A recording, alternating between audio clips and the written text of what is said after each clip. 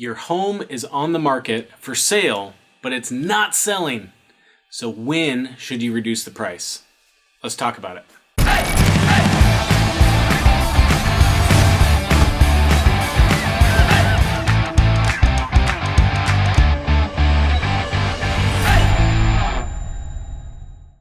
As a seller, it's one of the worst things to experience is that it seems like nobody wants your home. So you've listed it, it's been on the market for a while, and just nothing's happening.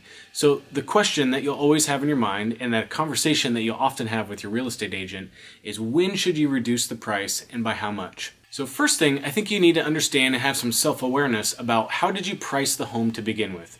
Were you stretching the price above what you thought it might actually be worth? Or were you pricing what you thought was a fair market value or even somewhat aggressively low?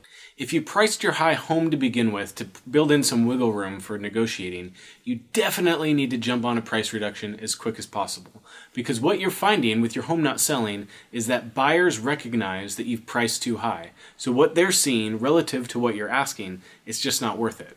So you need to get on a price reduction as quickly as possible. So how much should you reduce your price by? Well, a lot of that depends on the overall market conditions, your specific situation, and kind of what is the norm in the city, in the town, in the neighborhood that you're selling in. If I was to paint a broad brush, where I sell real estate in Seattle, a 3% price reduction is usually the minimum that you need to be able to attract or inject energy into the marketplace about your price reduction and about your listing. A lot of people have already seen your home. You need to get those people back interested, and 3% usually is the minimum that it'll take.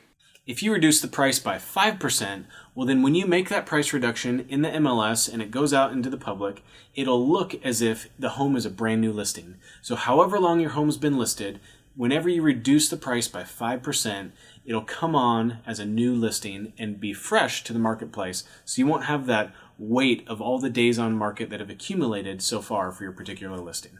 Now on the flip side, if you think you've priced well to begin with and you're getting people through your home but they just aren't making an offer, usually that means you're pretty close and a sizable price reduction might not be necessary. If you're getting no showings, nobody through your home, that usually means you're way overpriced. If you're getting a lot of traffic through your home, but it just doesn't seem to be a fit for any of the buyers, usually that means it's a small price correction that can make a big difference in getting one of those people to come back or a new person to see your home for the first time with fresh eyes.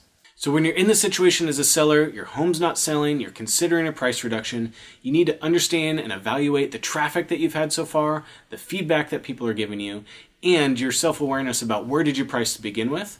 Usually after 30 to 60 days, a price reduction is well received, well overdue, and super impactful for you as a seller. We want to get your house sold, and the longer it sits on the market, typically the lower ultimate sales price you'll have. Hopefully you found this helpful. If you would like more tips and tricks on buying and selling real estate, we're here for you. So please subscribe to the channel. We would love to have you watch each and every time. Thanks again. We'll see you on the next one.